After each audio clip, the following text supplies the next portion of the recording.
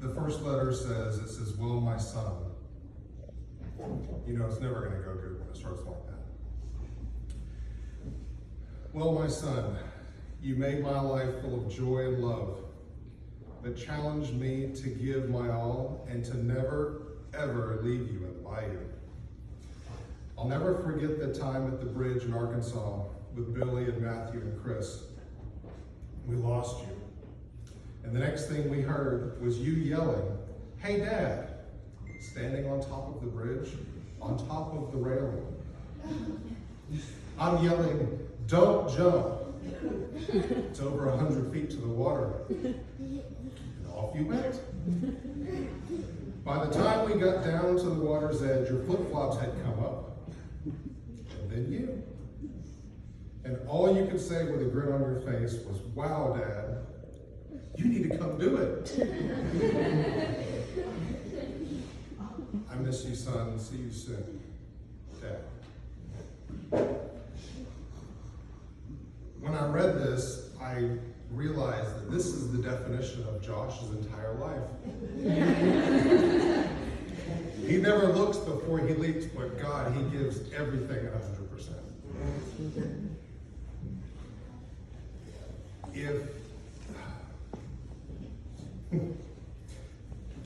And then if he didn't get hurt, he's going to get everybody to do it with him. You know, and that's how he was. He applied this to his whole life. He never did anything halfway, and he always brought everyone along with him for the ride, or at least to watch. And if you were there, you were family. And my pad's there, guys. Okay. When he was younger, besides jumping off of bridges, he loved to torture his sister. What brother doesn't, right? And I guess he was also known for riding around on the handlebars on bikes, right, going around the neighborhood. And I think to myself, I said, well, that's probably because he wants to be the first one to catch the wind. Amen. He was also known to go to bed fully dressed, just so he didn't have to get dressed in the morning. I heard there's a lot of memories at Grandma and Grandpa's house. And there was a game called Colored Eggs. I'm not quite sure what that's in reference to, but they would play that with Ashley and Chris and Tara. Besides family, Josh was also so proud of his food. Crawfish, steaks, chicken, and more crawfish. And if you hung around him long enough, he had everything spicy. You realize he loved the flavor, he loved the texture. If you showed up to his house, it doesn't matter whether it's 2 o'clock in the afternoon or if it's 6 o'clock in the morning and they're just winding things down, there's food everywhere. And they'll uncover it, they'll heat it up for you, it's just like your family. But Josh had a very unhealthy obsession with peppers. And apparently this started when he was very young, when he convinced Dabo and Reg to hold Chris down so Josh could rub red peppers against his face. And you never ever brought up ghost peppers to Josh either, because the next time you would see him, he would have some and then give you the ghost pepper challenge, which most of the time he would win. Everything about Josh he shared. Except for his chocolate chip cookies. Don't touch the man's cookies.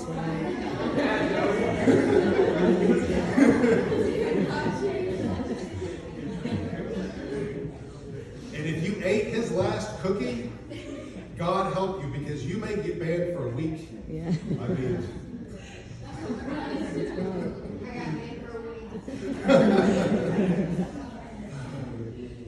you know, Josh was always around his family, because that's how he grew up. And he treated everyone like family.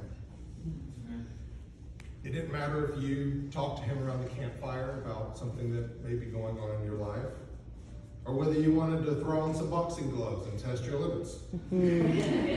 Josh was always willing to go if you were around him. He never told anybody no. He never met a stranger.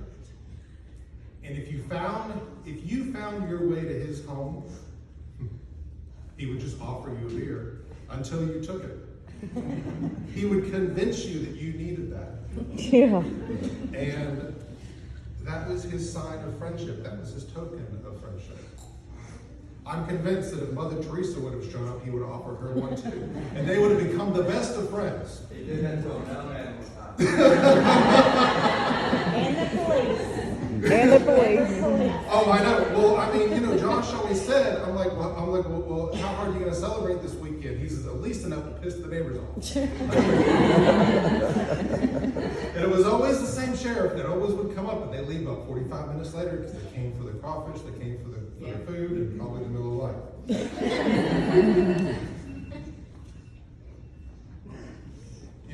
Friendship is why most of us were drawn to Josh. He was definitely the kind of friend, hold my beer while I jump off the bridge. Yep. And most of us were right there with him, or at least wanting to watch what happened and to cheer him on. He was never afraid of going out on a limb or wearing a white hippie wig and running around for Halloween. Shirtless, probably. And Josh was the kind of guy that he could smell bullshit a mile away. And if your husband or friend was over there at his house and your girlfriend thought that, oh, who's this Josh? This must be your side chick. When you brought her around, Josh would run up to her, grab her and say, yeah, I am the side chick. And I quote, I'm the side piece, Pepper. I'm the side piece Pepper has, and you'll have to share him with me. Because Josh was not unbashful about staking what was his. By the way, Josh was never the side.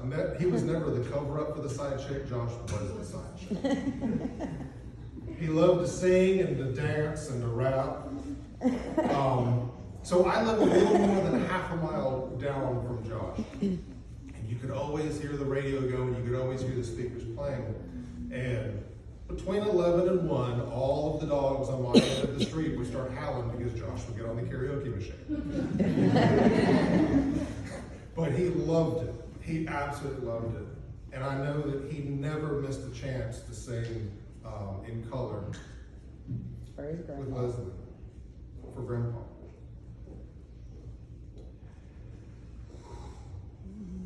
It doesn't matter where Josh went, he brought the life of the party with him. Didn't matter whether y'all were going to PK's or decided to pack the whole neighborhood up and go to the beach, or get on the party barge, or go to some hole in the ground in New Mexico, or to Florida. No matter where he went, he was always home because he brought his family with him. Josh loved to hunt and to fish. And when it was getting close to deer season, that's where he was, in the stand or thinking about the stand. All he wanted was the deer to cook it. I think on one occasion he heard a gunshot, went down to go check it out, found the deer. No one showed up, so he took the deer home. True story. True story. I don't know how long he waited for someone to show up, but at least I think sometime.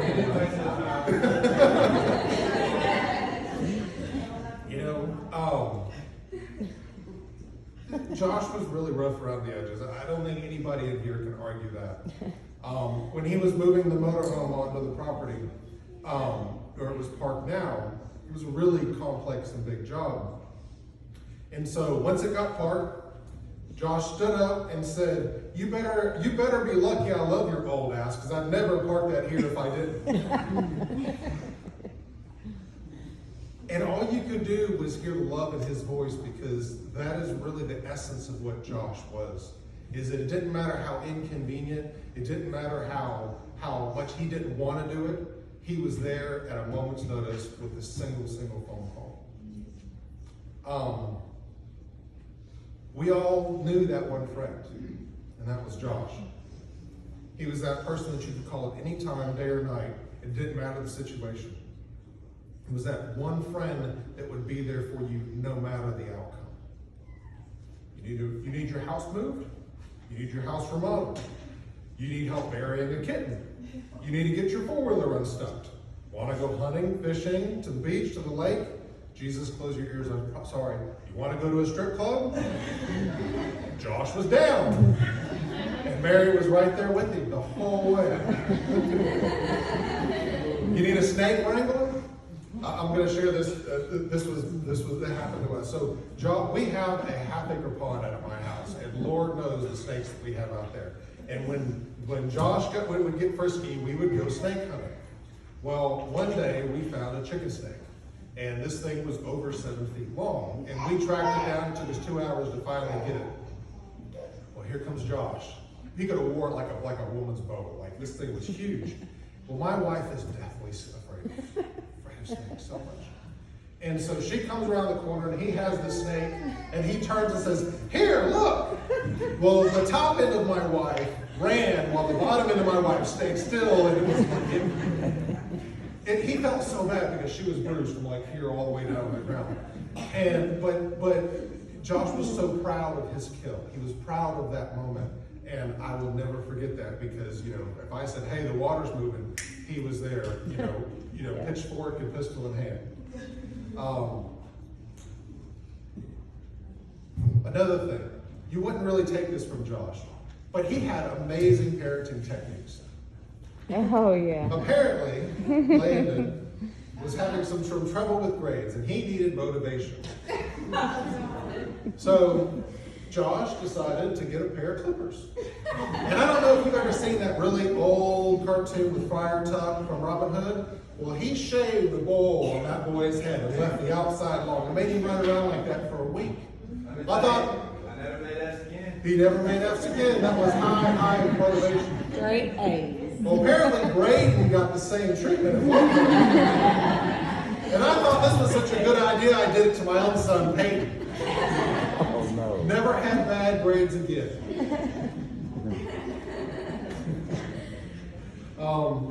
Josh was that friend.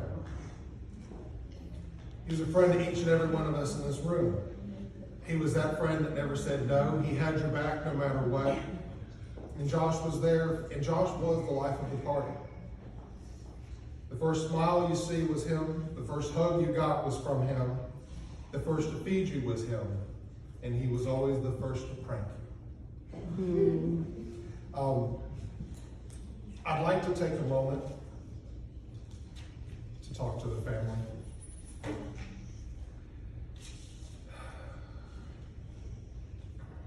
Landon, you are your father's pride. You are his strength and his hope. He was hard on you because in you he saw himself, and he was trying to forge a better man than he was. You were his best friend. You were his only son, and you are his legacy. And everyone here in this room will witness the man that you will become. Caleb, you were Josh's heart. You were his tenderness and his kindness. You softened him in the ways only a first brother could. You warmed him and helped him grow from being a young man to a father. Keep the kindness. Live with the kindness. And be that. Mariah. Oh, heaven help us.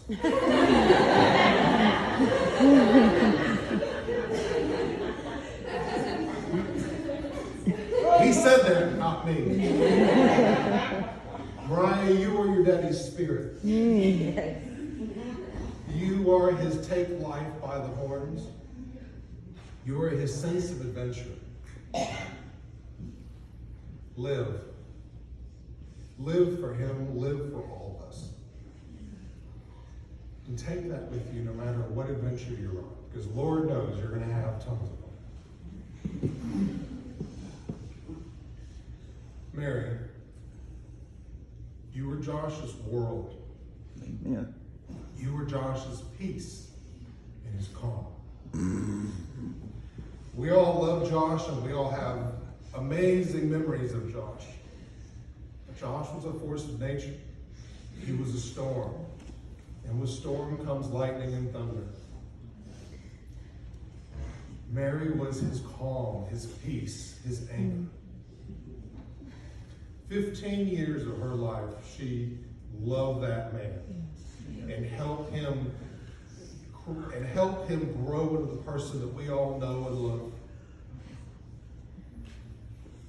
She brought him God. Yes. She brought him Jesus' love.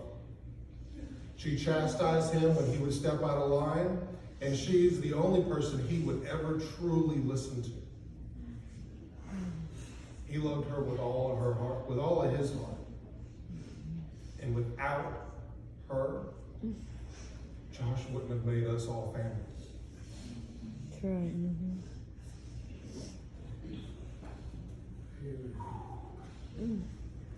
It's supposed to be happy. I'm going to end with 2 letters.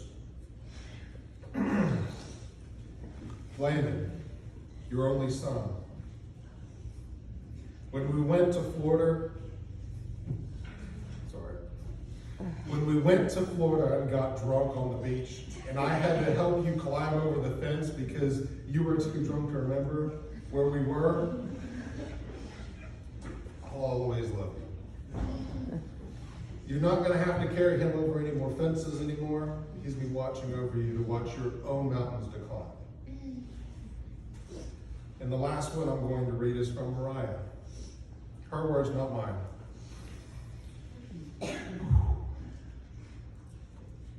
You always told us you would never wear makeup.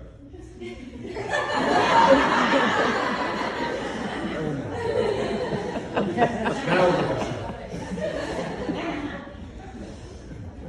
You didn't like me fishing with you because I'd always get stuck on a tree. But the few times you did, we did go, I had fun. Or, like we went hunting, and you told me to watch for deer, and then I fell asleep.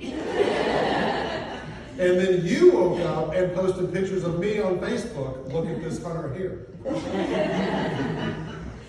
Keep that spirit, girl. I love you and miss you, Mariah.